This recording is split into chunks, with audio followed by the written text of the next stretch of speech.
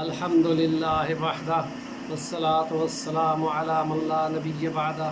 اما بعد فاعوذ باللہ من الشیطان الرجیم بسم اللہ الرحمن الرحیم افحسبتم انما خلقناکم عبثا وانکم الینا لا ترجعون وقال اللہ تعالی فی مقام آخر فذرهم يخوضوا ويلعبوا حتى يلاقوا يومهم الذي يوعدون صدق الله العظيم رب اشرح لي صدري ويسر لي امري واحلل عقدة من لساني يفقهوا قولي۔ کیا گمان کیا انہوں نے کہ ہم نے تم کو بیکار پیدا کر دیا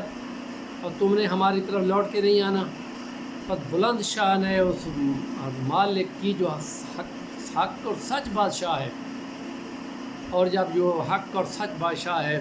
تو پھر اس نے اپنی بادشاہت کا یہ ڈنکا تمہیں بجا کے دکھانا ہے، اور وہ حشر کے میدان میں کہے گا لمن الملک اليوم، کوئی بھی نہیں بولے گا، خود خدا کہے گا للہ الواحد القہار، اور واحد القہار پہلی مرتبہ اسے استعمال کیا۔ اور جب ان کا حال یہ دیکھا جاتا ہے جنہوں نے زندگی کو امتحان نہیں سمجھا، زندگی کو انہوں نے بس کھیل تماشا ہی سمجھا ہوا ہے، اور ایسے ہی قیمتی وقت کو وہ گزارتے چلے جا رہے ہیں، تو اس لیے کہا فذرہم، چھوڑو ان کو،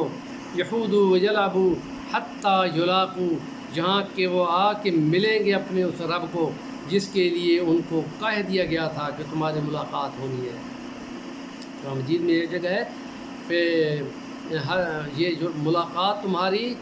یقیناً خدا سے ملاقات ہونی ہے، اور جس کو شوق ہو ملاقات کا کہ خدا سے ملنا ہے وہ اچھے اچھے عمل کر کے لائے، اور اچھے اچھے عمل کرتے ہوئے اس بات کا خیال رہے کہ کوئی ایسا کام نہ ہو جو خدا سے بغاوت کا اور شرک والا ہو، اس کے نتیجے میں کوئی عمل بھی قبول نہیں ہوگا، اور ریا ہو یا شرک ہو اسے عمل قبول نہیں ہوتا۔ اس لیے ہم کہتے ہیں کہ یہ قیمتی وقت بندے جو نکالتے جا رہے ہوں بغیر سوچے، جیسے امتحان میں بندہ بیٹھا ہوتا ہے، اس کے بعد محدود ٹائم ہوتا ہے، مثلا 3 گھنٹے 4 گھنٹے 3 گھنٹے، اس میں ایک ایک لمحہ قیمتی ہوتا ہے، جتنا اچھا امتحان دیتا ہے اس کا رزلٹ بھی اس کو اچھا ملتا ہے۔ تو قرآن مجید میں جگہ پہ ہے کہ جن کو دائیں ہاتھ میں اعمال نامہ دیا جائے گا اور وہ کامیاب ہو گئے تو وہ یہ کہیں گے ہمیں یقین تھا کہ ہمیں یہی نتیجہ نکلے گا، کہ جن کی اچھی تیاری ہوتی ہے وہ 90-95 سے اوپر نمبروں کی امید رکھتا ہے، اور تیاری بھی اتنی کرتا ہے، پھر امتحان بھی اسی طرح دیتا ہے۔ تو جو وقت کو ضائع کرتے ہوں تو ان کو خدا کہہ رہے چھوڑو ان کو، یہ قیمتی وقت ضائع کر رہے ہیں۔ ہم کھیل کے میدان میں دیکھتے ہیں کہ جو چھوٹا سا ایک محاذ ہوتا ہے اور اس محاذ میں کرکٹ کی بالیں آ رہی ہوتی ہیں، اور وہ کھلاڑی اگر ٹک ٹک کرتا کھڑا رہے اور ایک ایک بال قیمتی جا رہی ہو تو پوری ساری قوم دیکھ رہی ہوتی ہے کہ یا پھر یہ آؤٹ ہو یا پھر یہ کھیلے، ہر بات پہ کھیلے۔ یہی حال ہمیں ہر ایک انسان کو سوچنی چاہیے کہ وہ اس زندگی کی پچ پر آخرت کے لیے بالیں کھیل رہا ہے تو کتنا اس نے سکور کرنا ہے۔ یوں سمجھو ہمارا ایک سیکنڈ 25 30 40 کھرب ڈالر کا ہے، ایک سیکنڈ آخرت کی زندگی ایور لاسٹنگ لائف ہے، اور وہ گلیکسل لائف ہے، نہ ختم ہونے والی زندگی ہے، اور ٹریلینز اینڈ ٹریلین گلیکسل لائف جس کو ایک دانشور کہہ رہا ہے کہ نہ ختم ہونے والی زندگی، اور یہ 60-70 سال کی زندگی اس کے سیکنڈ کو بناؤ تو وہ تو ایک مچھر کے پر کے برابر اس کی ویلیو نہیں بنتی۔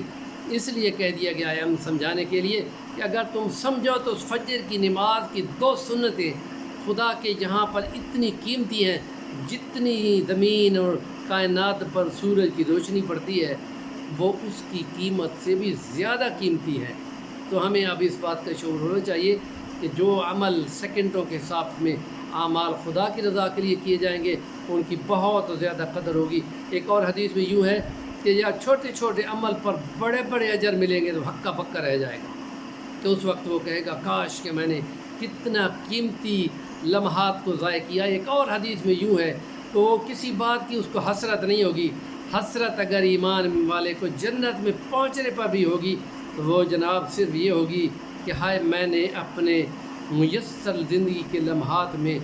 جو لمحے میسر تھے، اللہ کی بندگی، اللہ کا ذکر، اس کی رضا کی فکر، اس پر اعمال، اس کے معاملات، اس پر اخلاق، اس پر عبادات بنا کر درجے کیوں نہیں بلند کر لیے کیونکہ ایک درجے سے دوسرے درجے کا فاصلہ ایسے ہوگا جیسے آسمان پر تاروں کا فاصلہ ہے۔ تو آپ سوچ سکتے ہیں کہ کتنے بڑے درجے ہوں گے۔ اس درجے میں ایمان اگر ہو تو فکر بندے کو ہوتی ہے، اور پھر نفل بھی ضائع نہیں کرتا، اور پھر زائد نوافلوں کی فکر کرتا ہے، اور حسن اخلاق سے پیش آتا ہے، رشتہ داریوں کو قائم رکھتا ہے۔ اور اس لیے فرما دیا گیا کہ جو اللہ کے بڑے حکموں کو توڑتا ہے وہ جنت کی خوشبو کی بھی امید نہ رکھے، حالانکہ جنت کی خوشبو تو 70 سال کی مسافت سے پہلے سنگائی دے رہی ہوگی، لیکن ایسے بندے کو نہیں پہنچے گی جو اتنا دور پڑا ہوگا، یا جو اپنے پڑوسی کو تنگ کرتا ہے تو اس پڑوسی کا حساب بھی اس کو دینا ہوگا۔ اس لیے یہ تمام معاشرت اور معیشت اور عبادات اور معاملات اور اخلاق ساری ملا کر ہیں۔ اس لیے کہا گیا ہے کہ جو بازاروں میں اور معاشرت میں رہتے ہوئے تکالیف اٹھاتا ہو یہ زیادہ بہتر ہے بنسبت اس کے کہ کسی غار میں وہ بیٹھے اللہ اللہ کرتا ہو اور کسی قسم کی اس کو مشکلات پیش نہ آتی ہوں، صرف اللہ اللہ کرتا ہو۔ اس کا درجہ اس کے مقابلے میں کہیں بڑھ جاتا ہے جب وہ کسی کی زیادتی پر، کسی کے ظلم و جبر پر صبر کرتا ہے، اور اس کے یہاں پر اللہ کو کہ ہاں اجر ملتے ہیں۔ تو اس لیے ہماری یہ زندگی بہت زیادہ ایموشنل یہ ہمارا ولاگ ہے، اس لیے کہ ہم میں سے ہر ایک اپنی نمازوں اور اپنی عبادات کی بھی فکر میں رہے کہ وہ عبادات کس نوعیت کی وہ کر رہا ہے، قبول بھی ہوگی کہ نہیں، اور معاملات کیسے کر رہا ہے، اور کتنے حقوق اور رشتہ داروں کے تلف کر رہا ہے، معاملات خراب کر رہا ہے، اور اگر وہ حکمران ہے تو وہ بندوں کے حقوق کو کس قدر پامال کر رہا ہے، ان سب کا اس کو حساب دینا ہوگا۔ اس لیے کہ فاروق اعظم نے فرمایا تھا مجھے بے چینی اس لیے ہے کہ اگر دور نیل کے کنارے پر، دریائے نیل کے کنارے پر ایک پیاسا کتا بھی مر گیا تو پوچھ تو مجھ سے ہونی ہے۔ تو اس پوچھ کا حساب رکھنا ہی ایمان ہے، اور اس کی تیاری کرنا بھی ایمان ہے، اور اس پہ لگا رہنا اور ایک دوسرے کو بتانا۔ میدان جنگ میں لڑنے والے کمانڈوز اور مجاہدوں کی ایک دوسرے کی سپورٹ ہے، وہ اسی طرح کی ہوتی ہے کہ وہ ایک دوسرے کو سپورٹ کر کے دشمن پر غلبہ پاتے ہیں۔ اللہ تعالی ہمیں نیکی کی باتوں کو آگے پہنچانے والا بنائے، کیونکہ الدال علی الخیر کفاعلہ، ایسے ہی پروموٹ کرنے والا بھی ایسے ہی ہے جیسے وہ خود نیکی کر رہا ہو۔ تو ہمارے چینل کو ضرور سبسکرائب کریں، نیکی کی بات کو ضرور آگے بیان کریں۔ فآخر دعوانا الحمدللہ رب العالمین۔